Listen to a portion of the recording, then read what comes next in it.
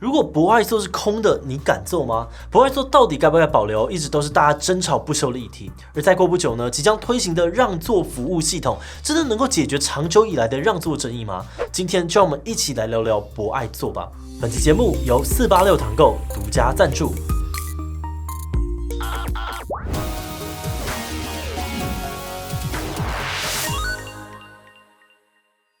嗨喽，大家好，我是志奇。台北市打算在今年的12月试办让座服务系统，在特定的公车路线上面安装让座铃，有座位需求的人呢，只要主动按下让座铃，就会启动广播呼吁车上的其他乘客让出座位。而之所以会有这样子的设计呢，也是为了要解决长久以来的让座争议。让座文化一直是我们社会当中被推上的一个美德，而台湾人呢，也不吝于让座的行为，也常常被外国的旅客称赞是值得学习的地方。只不过当让座文化遇上了博爱座的时候，就好像越走越偏哦，常常会引起一些口角啊或者肢体的冲突。那到底原本用来保障弱势、利益良善的博爱座，为什么会渐渐的变成了冲突的导火线？非到博爱座的话，又会对大家比较好吗？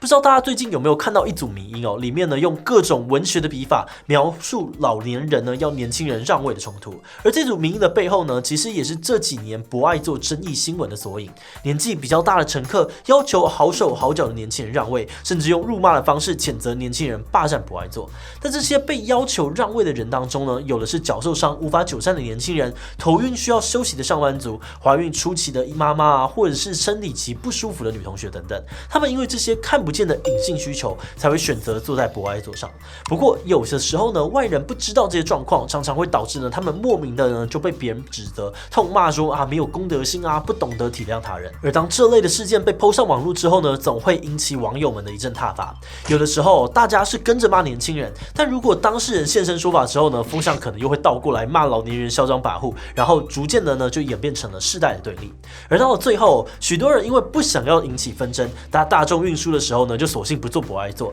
即使呢是这个上下班的尖峰时刻哦，车厢内呢也会出现一大堆的人站着，然后博爱座却空着的特殊景象。而以上这些状况呢，让不少人开始质疑：我们真的需要博爱座吗？最近几年呢，越来越多人呼吁要废除博爱座，而废除的理由呢，我们可以简单的整理成以下的3点。第一呢，博爱座已经被加上了太多的道德枷锁，让座的美德呢变成了一种义务，而如果你的外观不符合老弱妇孺的形象，甚至会被批评没有资格坐在博爱座上面。可以说，博爱座已经失去了当初设立的意义了。而第二，博爱座呢也会产生很多的副作用，很多坐在普通座位的人呢，会把让座的责任呢丢给博爱座，觉得博爱座呢应该要优先履行让座的义务，而如此一来反而降低了自己让座的意愿。也就是说，我们可能无法借由博爱座来提升全民的素质。而第三，现在很多人呢，为了避免争议呢，宁可站着也不愿意坐博爱座，不只浪费空间，让车厢更加的拥挤，也增加了行车时跌倒的风险，对于全体乘客来说并没有好处。那综合刚刚的这3点呢，其实很多人呢会希望能够取消博爱座，他们认为让座不应该要变成特定座位的义务，反而要鼓励所有的人都发挥礼让的精神，只要有心，每个座位都应该要是博爱座。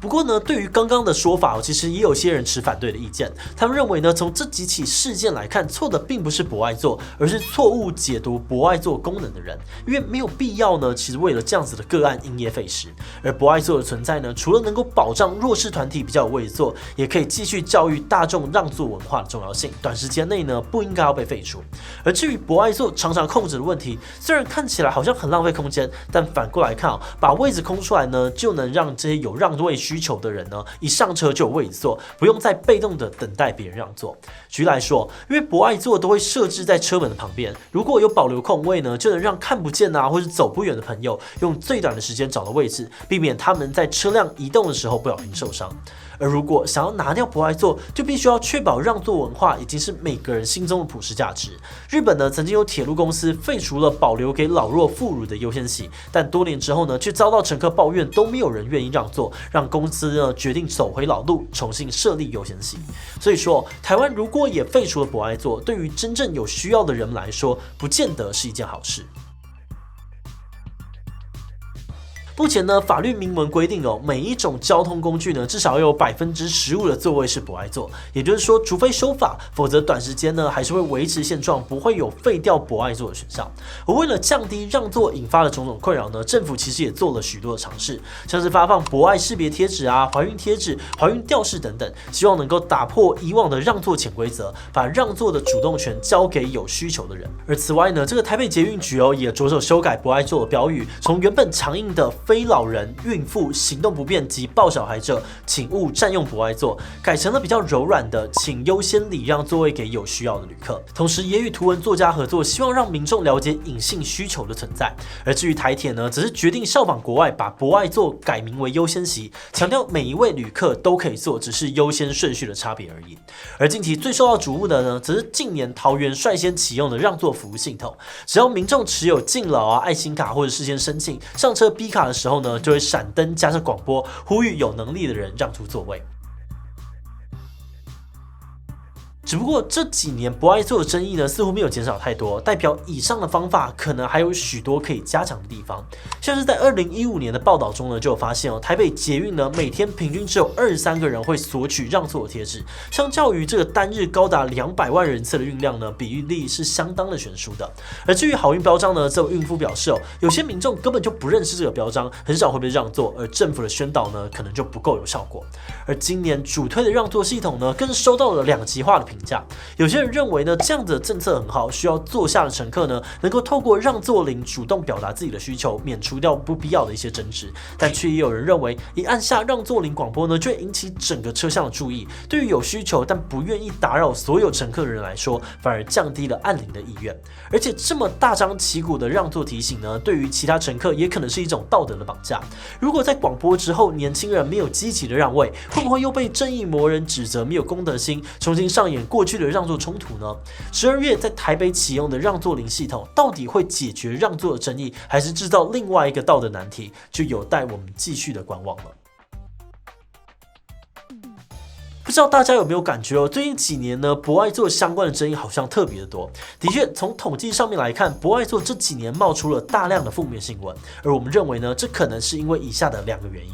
第一，只要你有需要就可以做博爱座的概念呢，其实最近这几年才被大力宣传的说法。对许多人来说，如果没有更新资讯，就会认为博爱座仍然是老弱妇孺的专属座位。而当这2种价值观在车厢里面发生碰撞的时候，就很容易发生摩擦还有争执。第二，我们认为呢，可能不是冲突变多了，而是曝光的机会变多了。跟10年前相比呢，现在很多人只要一吵架呢，就会马上用手机录影啊，抛到网络上面给乡民们公审。而再加上媒体们也发现呢，这种新闻只要加上一个耸动的标题，就能够成功的引起公愤，带来很好的点阅量。所以呢，才会不断的报道类似的主题，让观众们觉得，博爱座好像问题不断。至于博爱座存废的议题上面，我们也发现目前不论是正方呢还是反方，都不太有办法提供科学的研究结果来证明自己的观点是比较好的，而双方呢都是用感觉来做价值的选择。那或许未来我们可以从部分车厢开始实验，一部分废除博爱座，一部分保留博爱座，以更严谨的方法去观察一下2种方法的好坏。而未来呢，在讨论博爱座议题的时候，也会更有科学的根据。最后，我们的团队成员也很希望博爱座的争议可以落幕。有的时候真的很累了。但因为呢害怕被公审，所以你不敢坐上博爱座，就算是坐上去了，也会提心吊胆啊，坐不安稳。那真心希望有一天社会可以有更多的信任感，愿意相信每个坐在博爱座上面的人都一定有他正当的理由。那或许那个时候博爱座就不再只是一个令人畏惧的存在了。好的，那今天的这一集呢就聊到这边。今天想问大家的是，如果你在人潮众多的捷运上看到博爱座的空位，你会去坐吗？ A 会，对我来说博爱座跟一般的座位是没有两样的。B 会，但我会紧张的看看有没有人需要让座。C 不会，不想要被正义魔人指指点掉。D 不会，想要留空位给其他有立即需要的人。一起他留言告诉我们吧。最后，如果你喜欢今天的影片，欢迎分享出去，让更多人一起讨论该不该保留博爱座。此外呢，也可以点击这个地方看看我们2年前做的博爱座影片，以及乡民的私刑正义真的是正义吗？那么今天的这一期就到这边告一段落，我们明晚再见喽，拜拜。